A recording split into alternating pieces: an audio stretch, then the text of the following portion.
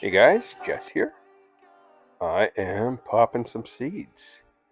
Autoflower seeds. I know I said I wasn't going to do anymore, but I just love autos so much.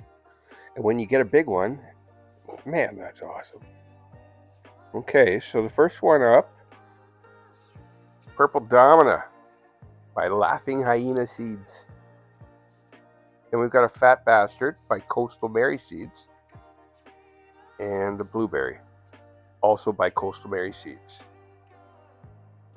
All autos. This is my germination method, right now anyways.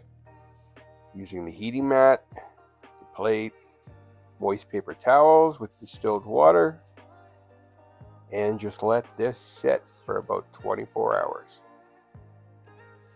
Now 24 hours is all I give them, sometimes a little bit less, and then they go right in the soil.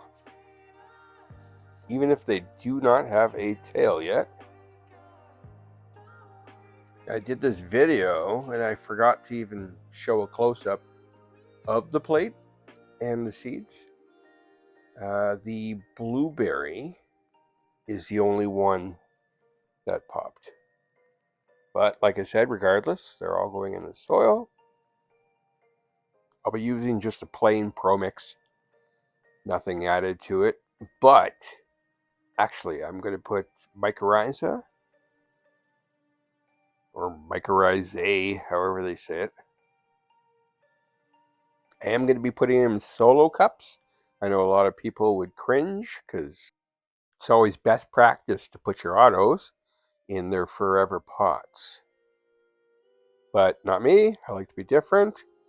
And as a lot of you know out there, transplanting autos does actually work.